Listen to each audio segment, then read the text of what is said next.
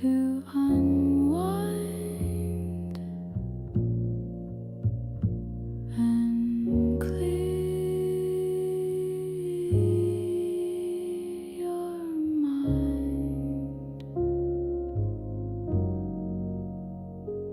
Get in bed, rest your head to dreamland you'll be led. Here's the plan. Export sun.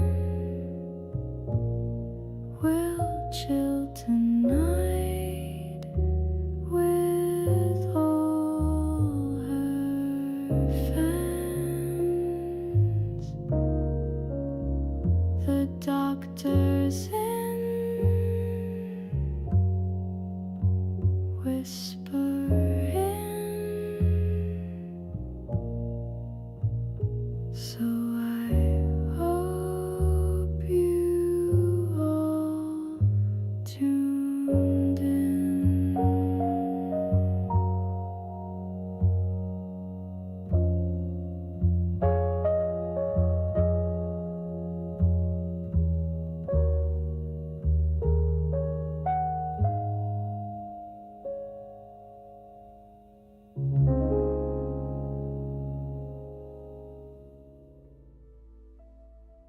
Kapla warriors, today is a good day for Gatorade. I'm having Gatorade Zero today. Gatorade doesn't give you a good choice. You either gotta choose between artificial sweeteners or a ton of sugar. It's a difficult choice, but I needed to hydrate, so that's what you gotta do. So today, ASMR cozy Gilgamesh stream, and then oh, sorry. And then tomorrow is Tanks, and then out of town again until Sunday, and then on Sunday, return stream on Sunday.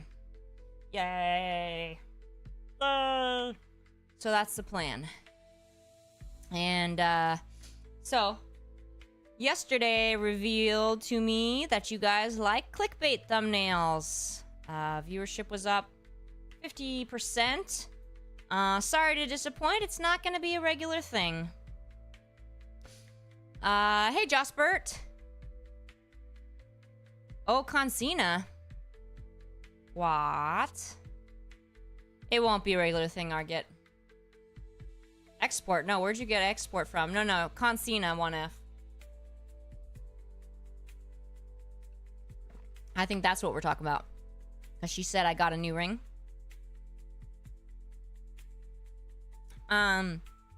Summer Dorothy skill kit released. What thoughts do we have?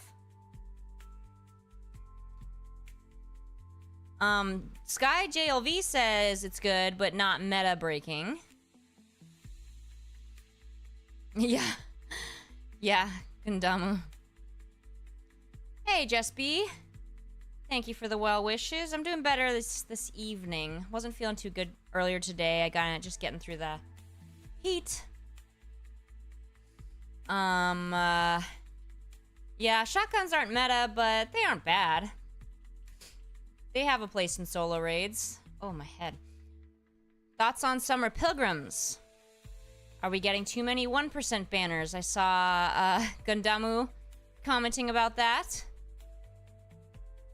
And are 1% characters no longer special super meta units, i.e. Midhara?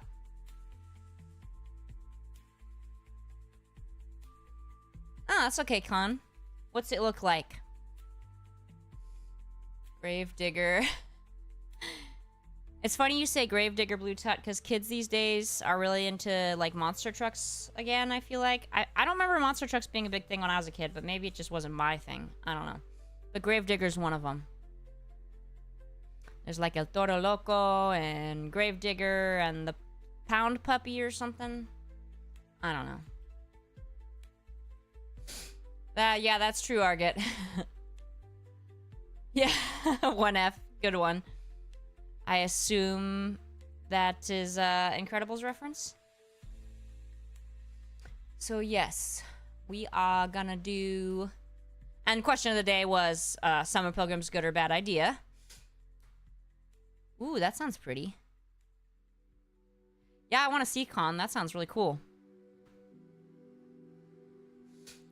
So... Summer... Ba, ba, da, ba, da, ba. So... Honkai and Genshin agree with Arget. But you know, they can't resist the summer. Alright, let's get started. I'll be saving impressions for the end. Yes, Arden Ramos, I do have 4 ears. That is correct. Just like in real life.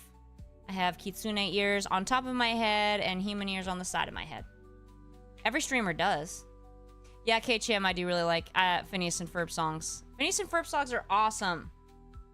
Whoa, why did I just turn... Oh, yeah. And then, reminder, I'm saving my... saving the impressions for the end of stream. So I don't have to switch from the voice and disrupt the coziness. So, last 10 minutes. Headphones go on my human ears. Arget, they're just not well designed for Kitsune ears. Alright, so when we left off, our friends Enkidu and Gilgamesh had just embraced and sealed their friendship. So they are besties now. They have begun their epic bromance. Hello, Sandy Yard 14. Chapter 2, The Forest Journey. Or Book 2, I don't know how they categorize it. And Lil of the Mountain, the father of the gods, had decreed the destiny of Gilgamesh. So Gilgamesh dreamed, and Enkidu said, "The meaning of the dream is this. The father of the gods has given you kingship. Such is your destiny. Everlasting life is not your destiny." That sounds like a threat. "Because of this, do not be sad at heart. Do not be grieved or oppressed. He has given you power to bind and to loose, to be the darkness and the light of mankind. He has given you unexampled supremacy over the people. Victory in battle from which no fugitive returns, in forays and assaults from which there is no going back. But do not abuse this power. Deal justly with your servants in the palace. Deal justly before Shamash." That sounds like a really epic threat. Everlasting life is not your destiny. Sounds like something like a superhero movie villain would say. The eyes of Enkidu were full of tears and his heart was sick. He sighed bitterly, and Gilgamesh met his eye and said, "My friend, why do you sigh so bitterly?" But Enkidu opened his mouth and said, "I am weak. My arms have lost their strength. The cry of sorrow sticks in my throat. I am oppressed by idleness." So I guess he wants a 9-to-5, is that what he's saying?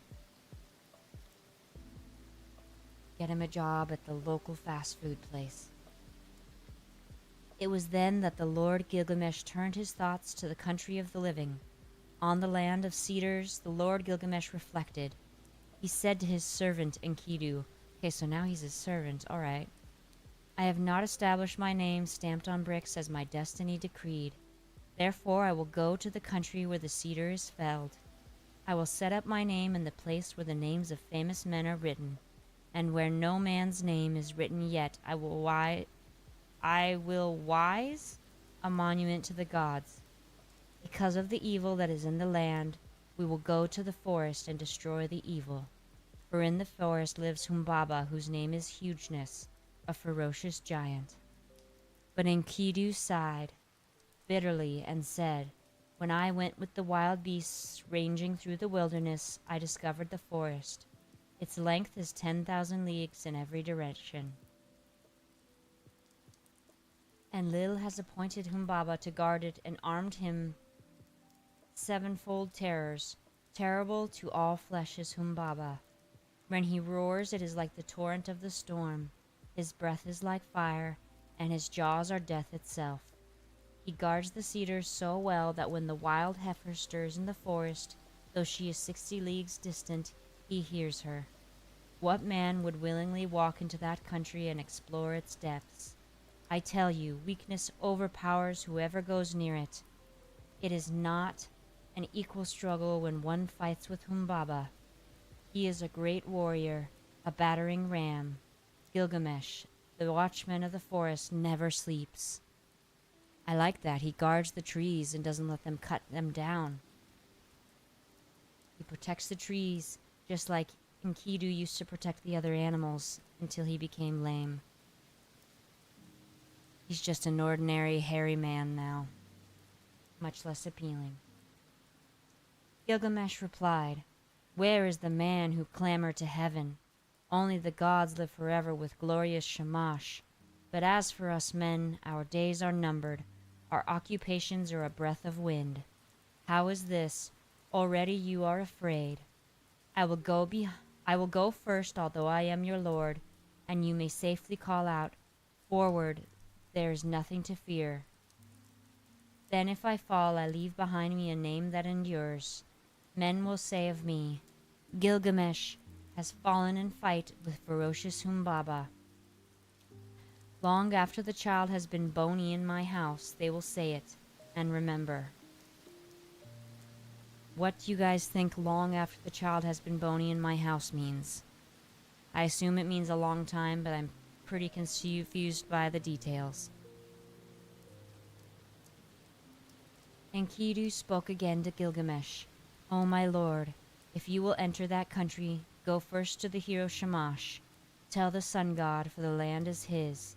The country where the cedar is cut belongs to Shamash." Gilgamesh took up a kid, white without spot, and a brown one with it. He held them against his breast, and he carried them into the presence of the sun. He took in his hand his silver scepter, and he said to glorious Shamash, "I am going to that country, O Shamash, I am going. My hands supplicate, so let it be well with my soul, and bring me back to the quay of Uruk. Grant, I beseech you, your protection, and let the omen be good." Glorious Shamash answered, "Gilgamesh, you are strong, but what is the country of the living to you?" I hope he doesn't hurt those two goats. Kids are goats, right? He better not hurt those goats. Enkidu can't let him hurt the goats. He's the protector. "O Shamash, hear me, Shamash. Let my voice be heard. Here in the city man dies oppressed at heart. Man perishes with despair in his heart. I have looked over the wall, and I see the bodies floating on the river, and that will be my lot also." Bodies floating on the river, does that mean they Viking funeraled them? "Indeed, I know it is so, for whoever is tallest among men cannot reach the heavens, and the greatest cannot encompass the earth. Therefore I would enter that country, because I have not established my name stamped on brick as my destiny decreed. I will go to the country where the cedar is cut. I will set up my name where the names of famous men are written, and where no man's name is written, I will raise a monument to the gods." The tears ran down his face, and he said, "Alas, it is a long journey that I must take to the land of Humbaba. If this enterprise is not to be accomplished, why did you move me, Shamash, with the restless desire to perform it? How can I succeed if you will not succor me? If I die in that country, I will die without rancor. But if I return, I will make a glorious offering of gifts and of praise to Shamash." Sorry, I said rancor, like in Jabba's palace, but that's rancor, I think is how you say that. "Yes, Aramis, we've just begun the next Yeah, exactly, Argit. We've just begun the next chapter. Maybe a rancor is really what's in the forest." So Shamash accepted the sacrifice of his tears. Okay, good, so the goats are safe. He just had to cry. Like a little bitch. Like the compassionate man, he showed him mercy. He appointed strong allies for Gilgamesh. sons of one mother, and stationed them in the mountain caves. The great winds he appointed, the north wind, the whirlwind, the stone and the icy wind, the tempest and the scorching wind. Like vipers, like dragons, like a scorching fire, like a serpent that freezes the heart, a destroying flood and the lightning's fork. Such were they, and Gilgamesh rejoiced. Oh, congrats, Shaquille. I got nothing with my purple tickets. Purple tickets are a scam. So now it's Gilgamesh versus Humbaba, but it's Gilgamesh with all the types of winds. And apparently there are many types. I'm seeing 1, 2, 3, 4, 6 types of winds, and a flood and lightning. It's a pretty good deal. 1F, good strategy there. Just lightning that. Lightning that forest and see how he feels. He went to the forge and said, I will give orders to the armorers. They shall cast us our weapons while we watch them. Wow, okay, so he's gonna watch them while they make the weapons. No pressure. Watch pot Neville boils, Gilgamesh. Have they not started saying that yet? So they gave orders to the armorers, and the craftsmen sat down in conference. They went into the groves of the plain and cut willow and boxwood. They cast for them axes of 90 pounds, and great swords they cast with blades of 60 pounds each one, with pommels and hilts of 30 pounds. Wow, that's some heavy stuff. They cast for Gilgamesh the axe, Might of Heroes, and the bow of Anshan. And Gilgamesh was armed, and Enkidu, and the weight of the arms they carried was 30 pounds. So that's 30 times 20, right? Right. The people collected, and the counselors in the streets, and in the marketplace of Uruk. They came through the gate of 7 bolts, and Gilgamesh spoke to them in the marketplace. And they're like, ugh, I'm just trying to come to the market in peace and have some lunch. There's always some guy talking. I, Gilgamesh, go to see that creature of whom such things are spoken, the rumor of whose name fills the world, Voldemort. Just kidding. I will conquer him in his cedar wood and show the strength of the sons of Uruk. All the world shall know of it. I am committed to this enterprise. Is he talking the Enterprise original, the C, the D? To climb the mountain, to cut down the cedar, and leave behind me an enduring name. The counselors of Uruk, the great market, answered him. Gilgamesh, you are young. Your courage carries you too far. You cannot know what this enterprise means which you plan. We have heard that Humbaba is not like men who die. His weapons are such that none can stand against them. The forest stretches for 10,000 leagues in every direction. Who would willingly go down to explore its depths? As for Humbaba, when he roars it is like the torrent of the storm. His breath is like fire, and his jaws are death itself. Why do you crave this thing, Gilgamesh? It is no equal struggle when one fights with Humbaba, that battering ram. Well, shouldn't be too much of a problem with the stuff that Shamash gave him, right? His breath is like fire, but so is, right here. Like scorching fire, it said. The winds. Good deal. So is this thing Ishtar's bull, like in Fate? Thoughts? When he heard these words of the counselors, Gilgamesh looked at his friend and laughed. How shall I answer them? Shall I say I am afraid of Humbaba? I will sit at home all the rest of my days? Then Gilgamesh opened his mouth again and said to Enkidu, My friend, let us go to the great palace, to Igalma, and stand before Ninsun the queen. Ninsun is wise with deep knowledge. She will give us counsel for the road we must go. They took each other by the hand as they went to Igalma, and they went to Ninsun the great queen. Gilgamesh approached. He entered the palace and spoke to Ninsun. Ninsun, will you listen to me? I have a long journey to go, to the land of Humbaba. I must travel an unknown road and fight a strange battle. From the day I go until I return, till I reach the cedar forest and destroy the evil which Shamash abhors, pray for me to Shamash.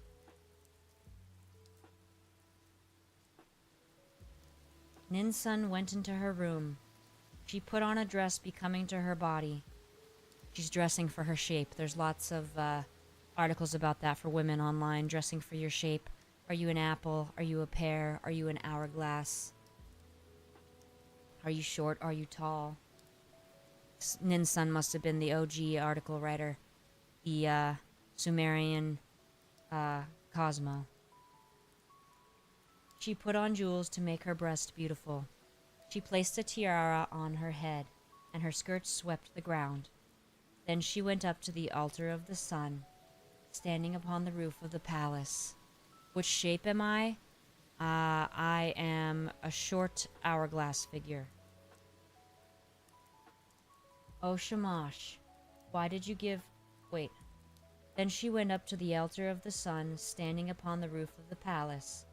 She burnt incense and lifted her arms to Shamash as the smoke ascended. Oh, Shamash, why did you give this restless heart to Gilgamesh, my son? Why did you give it? You have moved him, and now he sets out on a long journey to the land of Humbaba. I thought it was the land of the living. Make up your mind. To travel an unknown road and fight a strange battle. Therefore, from the day that he goes to the day he returns, until he reaches the cedar forest, until he unalives Humbaba and destroys the evil thing which is you, Shamash abhor, do not forget him. But let the dawn, Aya, your dear bride, remind you always, and when day is done, give him to the watchman of the night to keep from harm. Then Ninsun, the mother of Gilgamesh, extinguished the incense, and she called to Enkidu with this exhortation. Strong Enkidu, you are not the child of my body, but I will receive you as my adopted son. You are my other child, like the foundlings they bring to the table. Serve Gilgamesh as a foundling serves the temple, and the priestess who reared him. In the presence of my woman, my votaries and hierophants, I declare it. Then she placed the amulet for a pledge around his neck, and she said to him, I entrust my son to you. Bring him back to me safely.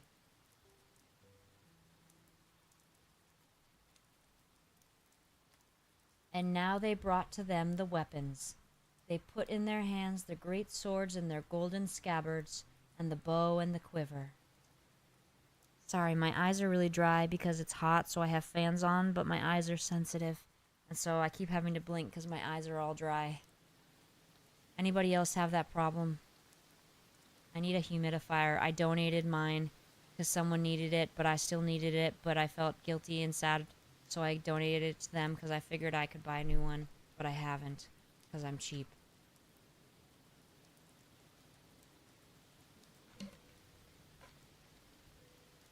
Alright, getting a sip. Wow, that was really scary. Getting a sip of the Gatorade. Gilgamesh took the axe. He slung the quiver from his shoulder and the bow of Anshan, and buckled the sword to his belt, and so they were armed and ready for the journey. You have that problem too out of context? It's so uncomfortable. It's terribly uncomfortable. I get it all, generally all year round, but especially from like fans being on. Makes my eyes super dry.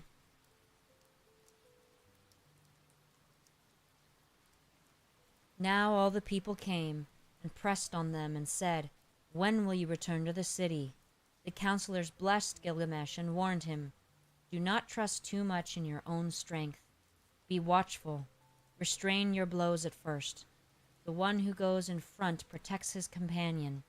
The good guide who knows the way guards his friend. This is like when I'm walking my dog. They say the dog should be on the outside and you on the inside. Screw that. I'm on the outside to protect my dog from anything. Whatever side has danger, that's my side. And the dog goes on the inside to be protected. I would jump in front of a train for her. I would catch a grenade for her. I did step in front of a bus once for a cat that was not my cat and that I'd never seen before, but that's how you do it.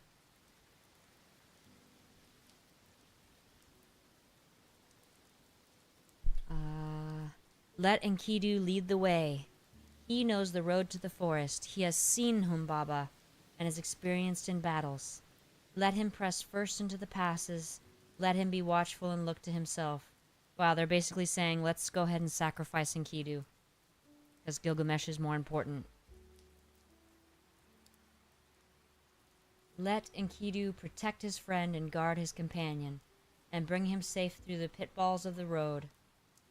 We, the counselors of Uruk, entrust our king to you, O Enkidu. Bring him back safely to us. Again to Gilgamesh they said, may Shamash give you your heart's desire. May he let you see with your eyes the thing accomplished which your lips have spoken. Sorry, I lost. May he open a path for you where it is blocked, and a road for your feet to tread. May he open the mountains for your crossing, and may the nighttime bring you the blessings of night. And Lugalbanda, your guardian god, stand beside you for victory. May you have victory in the battle as though you fought with a child. Wow. So, not a fair fight then. Wash your feet in the river of Humbaba to which you are journeying. In the evening dig a well, and let there always be pure water in your water skin. Offer cold water to Shamash, and do not forget Lugalbanda.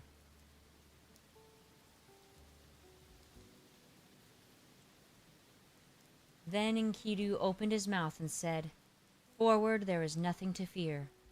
Follow me, for I know the place where Humbaba lives and the paths where he walks. Let the counselors go back. Here is no cause for fear. When the counselors heard this, they sped the hero on his way. Go, Gilgamesh. May your guardian god protect you on the road and bring you safely back to the quay of your Uruk. Yeah, 1F, it's rough. Gotta dig a well, fill his water skin.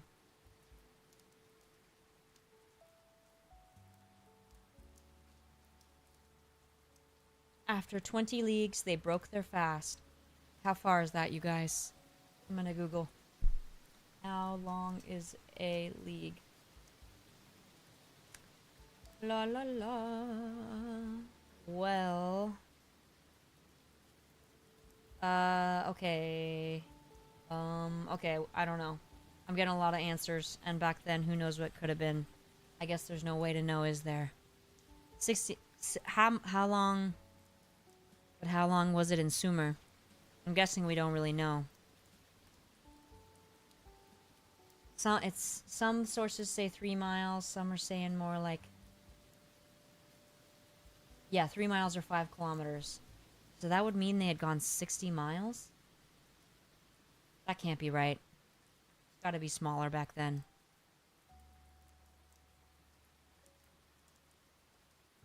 After 20 leagues, they broke their fast.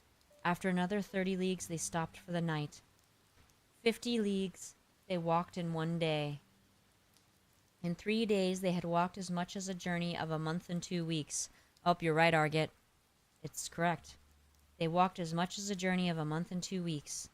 They crossed 7 mountains before they came to the gate of the forest. So they just did this in a day? Then Enkidu called out to Gilgamesh, do not go down into the forest. When I opened the gate, my hand lost its strength. Gilgamesh answered him, dear friend, do not speak like a coward.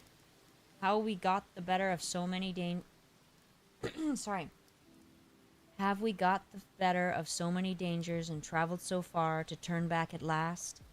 You, who are tried in wars and battles, hold close to me now and you will feel no fear of death.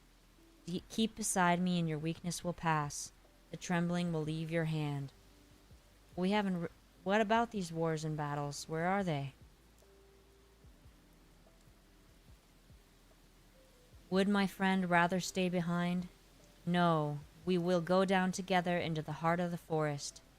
Let your courage be roused by the battle to come. Forget death and follow me, a man resolute in action, but one who is not foolhardy. When two go together, each will protect himself and shield his companion, and if they fall, they leave an enduring name. If we die with honor. That's what Li Shang said.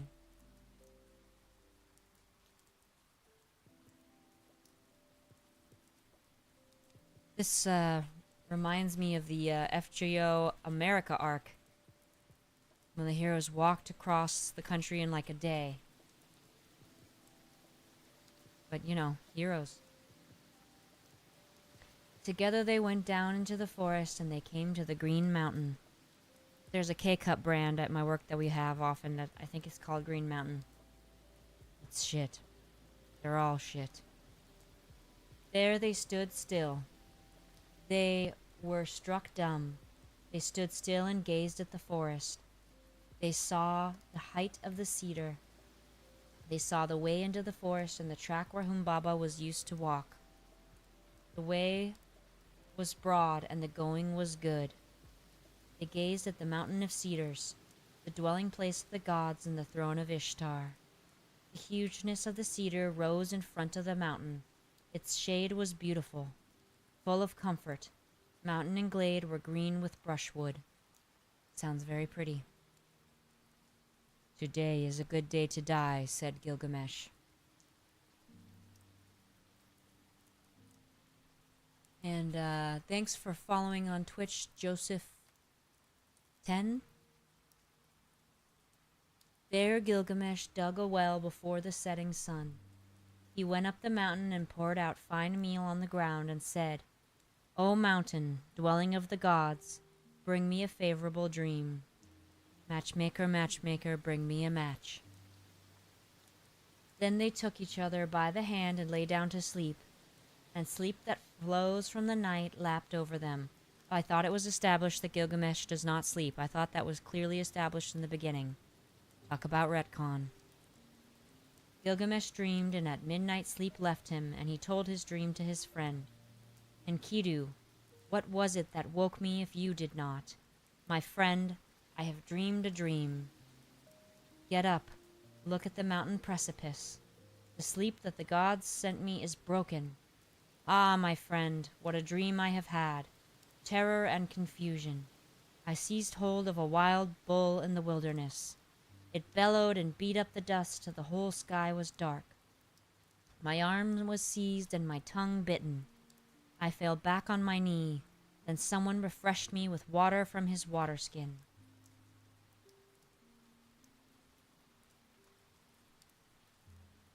Shaquille, Gilgamesh is the best character in FGO. Not really.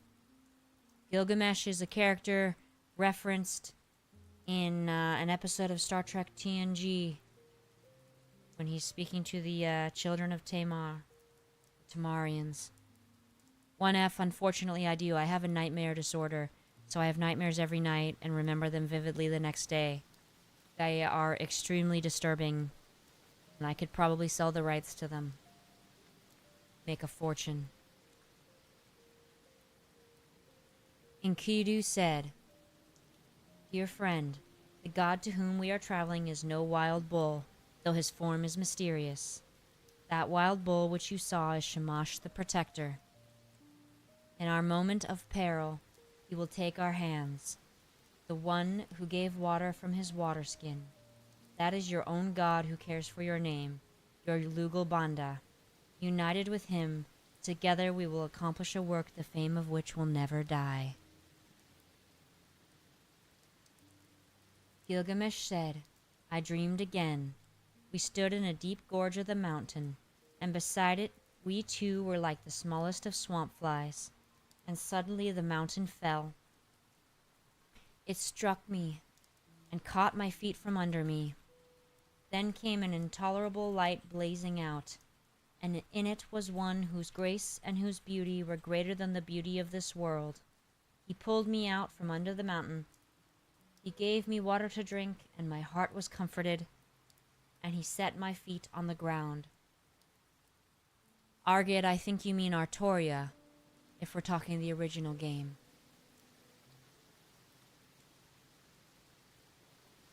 Then Enkidu, the child of the plains, said, Let us go down from the mountain and talk this thing over together. He said to Gilgamesh, the young god, your dream is good. Your dream is excellent. The mountain which you saw is Humbaba. Now surely we will seize and kill him, unalive him, and throw his body down as the mountain fell on the plain. The next day, after 20 leagues, they broke their fast. I guess that's the standard. And after another 30, they stopped for the night. They dug a well before the sun had set, and Gilgamesh ascended the mountain. He poured out fine meal on the ground and said, O mountain, dwelling of the gods, send a dream for Enkidu. Make him a favorable dream. The mountain fashioned a dream for Enkidu. It came, an ominous dream. A cold shower passed over him. It caused him to cower like the mountain barley under a storm of rain. That sounds more like my dreams. But Gilgamesh sat with his chin on his knees till the sleep which flows over all mankind lapped over him. Good question, 1F. Do they just dig their well and they just have really good luck? It's kind of like they have like a stud finder in their brain, but instead of a stud finder, it's water.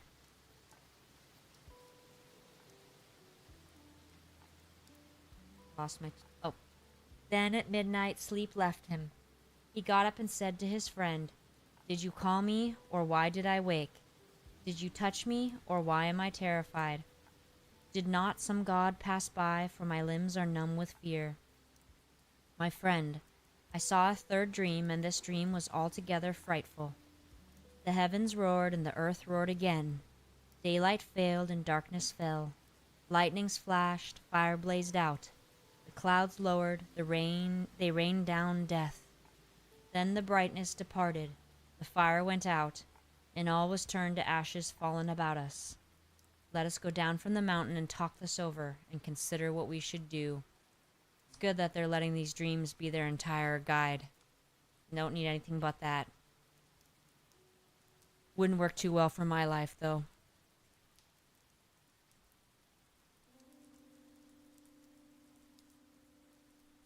When they came down from the mountain, Gilgamesh seized the axe in his hand. He felled the cedar. When Humbaba heard the noise far off, he was enraged. He cried out, Who is this that has violated my woods and cut down my cedar? But glorious Shamash called to them out of heaven, Go forward, do not be afraid. What if Shamash is just like, LOL, JK?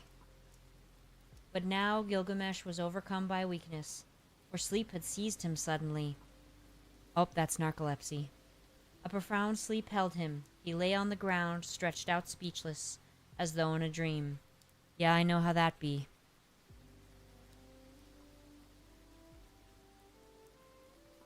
When Enkidu touched him, he did not rise. When he spoke to him, he did not reply. O Gilgamesh, lord of the plain of Kulab, the world grows dark, the shadows have spread over it. Now is the glimmer of dusk. Shamash has departed, his bright head is quenched in the bosom of his mother, Ningal. O Gilgamesh, how long will you lie like this, asleep? Never let the mother who gave you birth be forced in mourning into the city square. Strugs, he's having nightmares and sleep attacks. I don't think they diagnosed that back then. They probably just figured he was possessed. At length, Gilgamesh heard him. He put on his breastplate, the voice of heroes of 30 shekels weight. He put it on as though it had been a light garment that he carried, and it covered him altogether.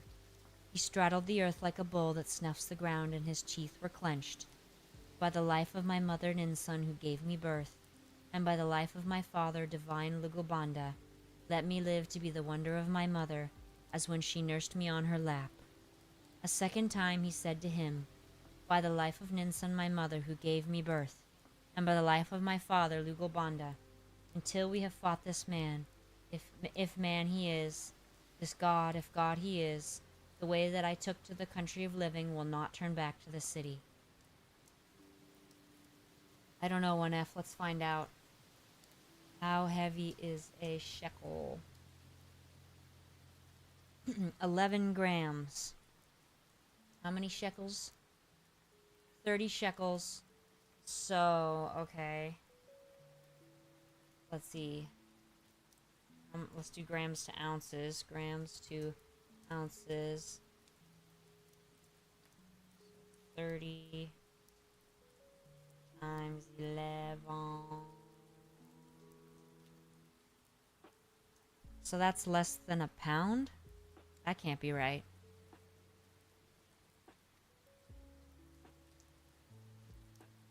Then Enkidu, the faithful companion, pleaded, answering him, "O my lord, you do not know this monster, and that is the reason you are not afraid. I who know him, I am terrified. His teeth are dragon's fangs. His countenance is like a lion. His charge is the rushing of the flood. With his look he crushes alike the trees of the forest and reeds in the swamp." I thought he was protecting the trees in the forest. I wonder, they had dragons in their mythology, or is that just the translation? They used the choice of the word dragon for something else? Might be just the translation. "O my lord, you may go on if you choose into this thus land, but I will go back to the city." Coward. Does the, what's that quote I'm thinking of? I can't think of it. "I will tell the lady your mother all your glorious deeds till she shouts for joy, and then I will tell the death that followed till she weeps for bitterness." But Gilgamesh said, "Immolation and sacrifice are not yet for me. The boat of the dead shall not go down, nor the 3-ply cloth be cut for my shrouding." Yeah, 1F, that can't be right. "Not yet will my people be desolate, nor the pyre be lit in my house and my dwelling burnt on the fire. Today give me your aid and you shall have mine. What then can go amiss with us two?" F is for friends who do stuff together. "All living creatures born of the flesh shall sit at last in the boat of the west, and when it sinks, when the boat of Magilum sinks, they are gone. But we shall go forward and fix our eyes on this monster. If your heart is fearful, throw away fear. If there is terror in it, throw away terror. Take your axe in your hand and attack. He who leaves the fight unfinished is not at peace." Interesting, Arget. I'm going to Google that too because I want to see what those look like. Ah, interesting. Very cool. They are dragons. Dragons must be some of the most ancient mythology then.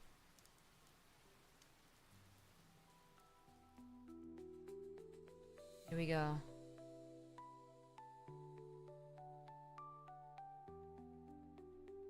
There it is. Sumerian dragon, the Sirush. Pretty cool. Pretty cool. Hello, Ravenwolf. Ravenwolf, sorry. Humbaba came out from his strong house of cedar. Then Enkidu called out, "O Gilgamesh, remember now your boasts in Uruk. Forward, attack, son of Uruk. There is nothing to fear." When he held these words, his courage rallied. When he heard these words, his courage rallied. He answered, "Make haste, close in. If the watchman is there, do not let him escape to the woods where he will vanish. He has put on the first of his 7 splendors, but not yet the other 6. Let us trap him before he is armed." Like a raging wild bull, he snuffed the ground. The watchman of the woods turned full of threatenings. He cried out. Humbaba came from his strong house of cedar. He nodded his head and shook it, menacing Gilgamesh. Menacingly. And on him he fastened his eye, the eye of death. Then Gilgamesh called to Shamash, and his tears were flowing. Gilgamesh keeps going on about how brave he is, but he cries an awful lot. "O glorious Shamash, I have followed the road you commanded, but now if you send no succor, how shall I escape?" Glorious Shamash heard his prayer, and he summoned the great wind, The north wind, the whirlwind, the storm and the icy wind, the tempest and the scorching wind. They came like dragons, like a scorching fire, like a serpent that freezes the heart, a destroying flood, and the lightning's fork. The 8 winds rose up against Humbaba. They beat against his eyes. He was gripped, unable to go forward or back. Gilgamesh shouted, "By the life of Ninsun my mother and divine Nugalbanda my father, in the country of the living, in this land, I have discovered your dwelling. My weak arms and my small weapons I have brought to this land against you, and now I will enter the house."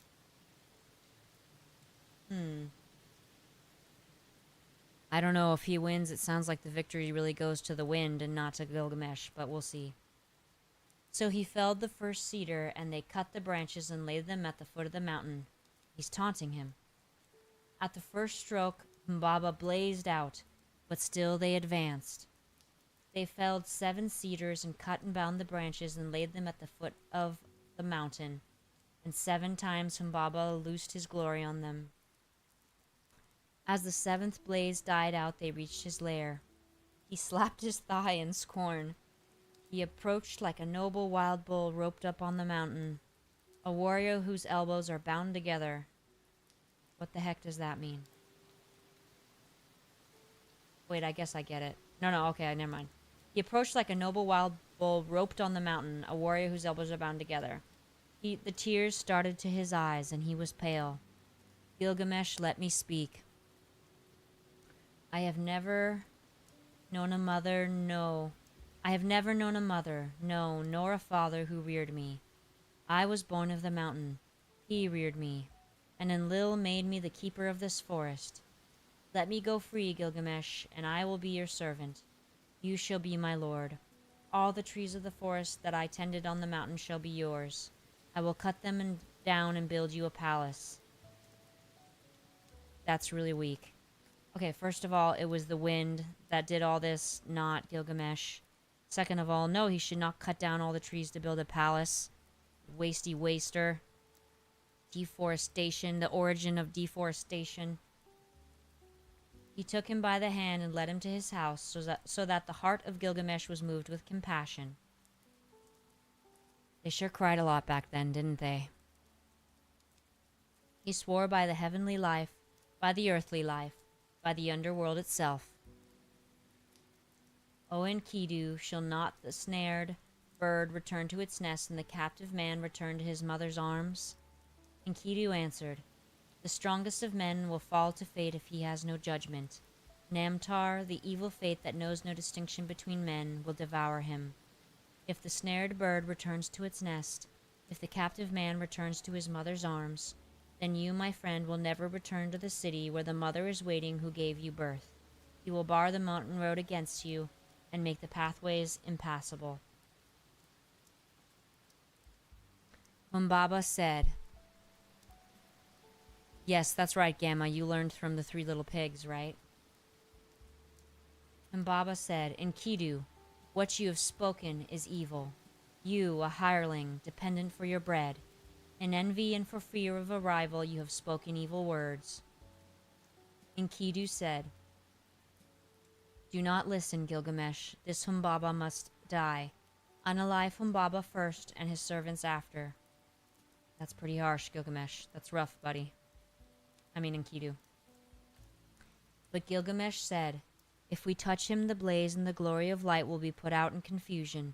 The glory and glamour will vanish. Its rays will be quenched. Enkidu said to Gilgamesh, not so, my friend. First entrap the bird, and where shall the chicks go then? Afterwards we can search out the glory and the glamour, when the chicks run distracted through the grass. You know, you used to be vegan and peaceful, Enkidu. I liked you better then. Gilgamesh listened to the word of his companion. He took the axe in his hand. He drew the sword from his belt, and he struck Humbaba with a thrust of the sword to the neck. And Enkidu, his comrade, struck the second blow. At the third blow, Humbaba fell. Wow, bro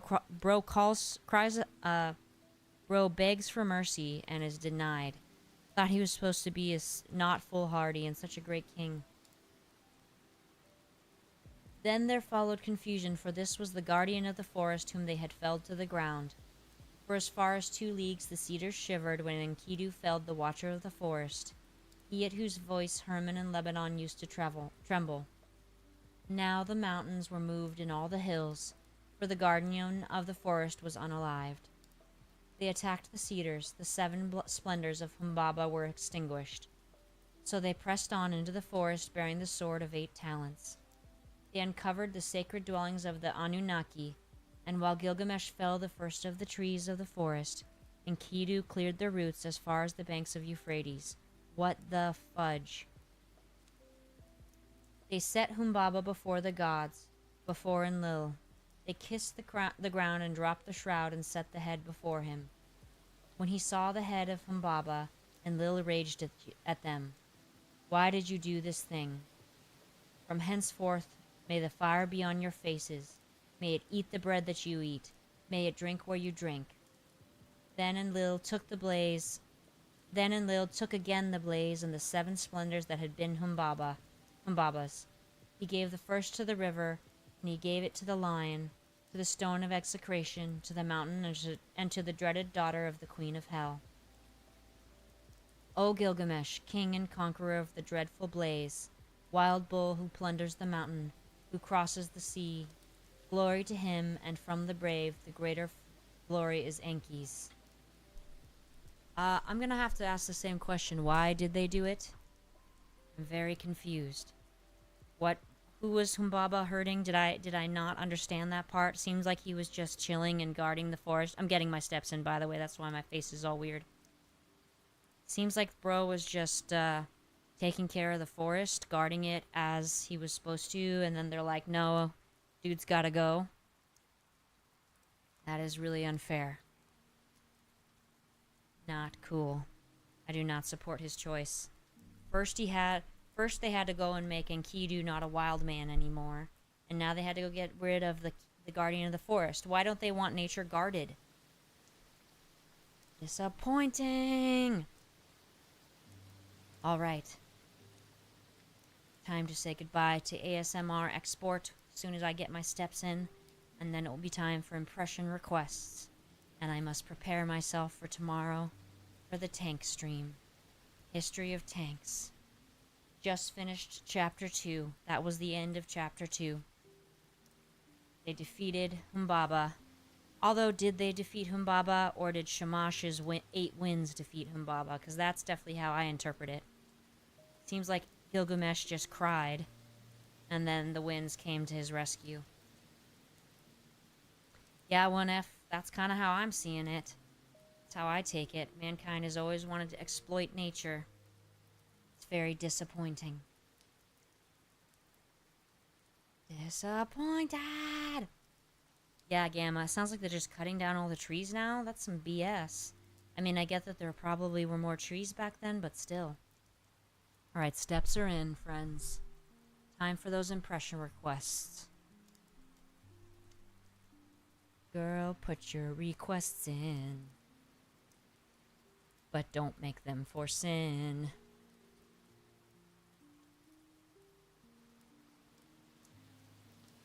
Oh, I want to drink my other Gatorade, but I know I should save it for tomorrow.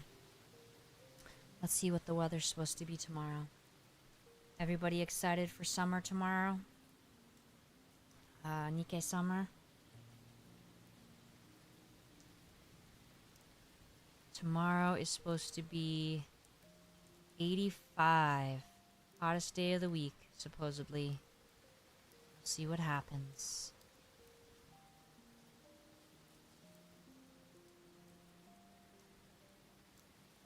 No impressions.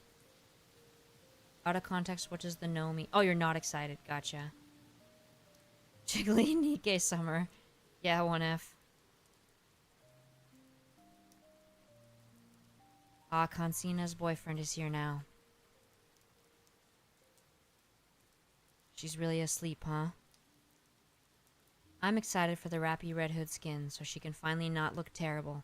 Because I'm really not a fan of her current one. I don't like the red hair. I don't like the way her dress fits her. Which is funny, because it's like you're drawing it. It could fit her any way. Redacted, I mean the event.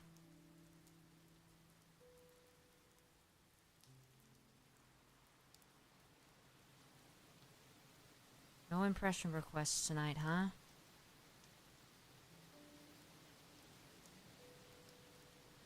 What should I do on Sunday when I return? What do we want to do on Sunday? It's gonna be a very, very painfully quick trip. Yes, 1F, the tie is terrible. No, Con, she did not. Well, except that she was gonna post in the Discord a picture of her ring so we could see it.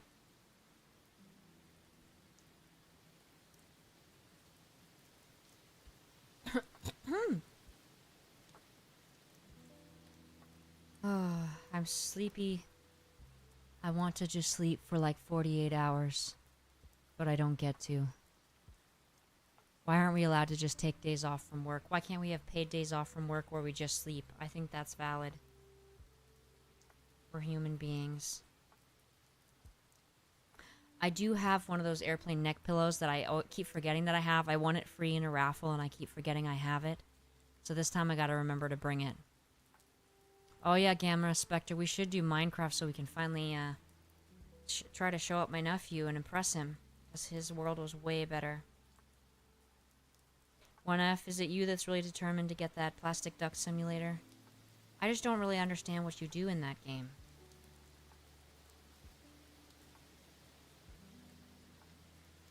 Yeah, I'm with you there, Shaquille. I prefer Rappy as her own character as well. After stream, I gotta go find that neck pillow. Put it somewhere so I'll remember it so I don't end up with the neck pain again. Ooh. Secret lore. How do you uncover the lore, 1F? Because I did look at this game before when you brought it up. Well, K-Chim, I used up all my paid time off by February from being sick. And then I had the concussion, so I had to take time off unpaid and take FMLA. And so now any time I take off now is unpaid. And I'm salaried, so it comes, they like cut my paycheck. So it's a bummer. But it resets at the end of August, so that's good. Just gotta hold out till then.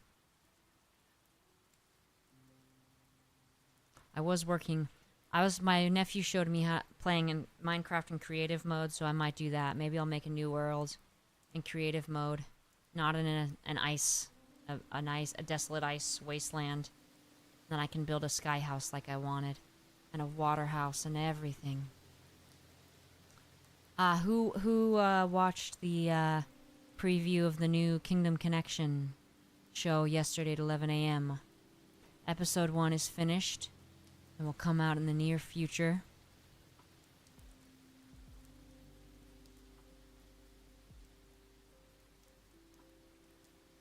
Anyone want to guess who the first guest who gets romantic advice from Crown is?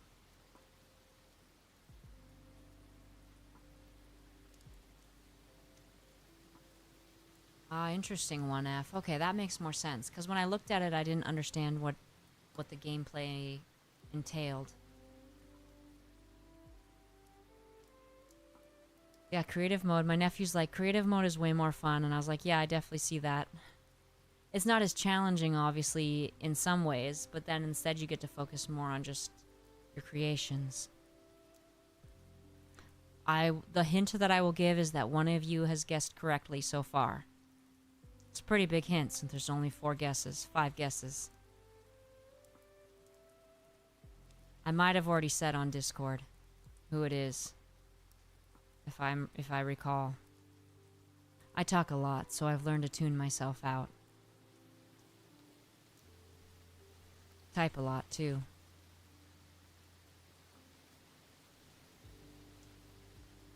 And tomorrow's the deadline for the auditions that you guys helped me with. So hopefully I'll get a part. I auditioned for all but 2 of them, I believe. I think I did 8 or 9 of them. there was one I didn't do. I think it was either the one that was kind of like grave, or there was another one I thought I didn't do. But I can't remember. So we'll see. Yeah, Gamma, I would say the non-creative is they're definitely like almost two different games, because there's the challenge of the non-creative, but then sometimes I'm just tired, and I just want to do it. Shaquille, that's perfect. Makes no sense. Makes no sense. Well, and then there's the whole sleep thing, so she's like a combination of 3 different princesses. Some confusion there. Thank you, Gamma. It would be pretty exciting to get one of them. This is my first time ever auditioning for something like this, so, try not to be too hard on myself if I don't get one, but if I do, it could be good for continuing the streaming and voice acting career building. Plus, I like Nikke, so it'd be fun to do, like, a fan project where I'm doing a Nikke, and I don't have to edit it. I just do the voicing. So that's cool. Alright, friends, last call for impression requests.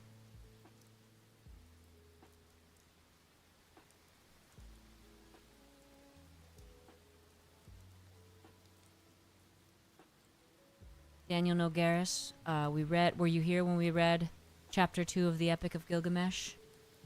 Long story short, Gilgamesh hates trees.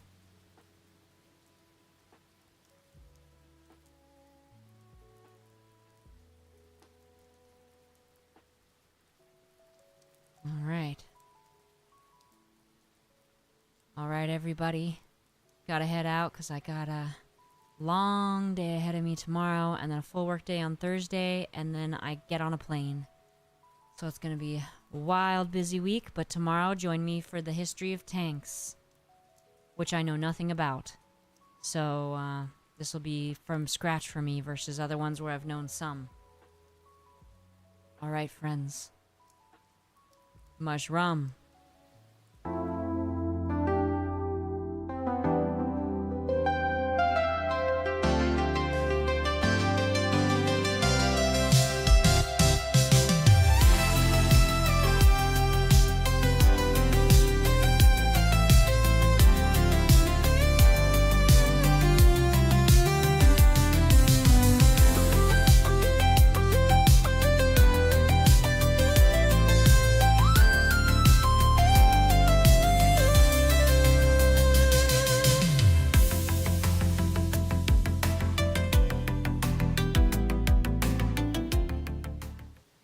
Thank you, out of context. I'm back. I went to stop for a second to brush my teeth, but then I was like, wait, I gotta come back.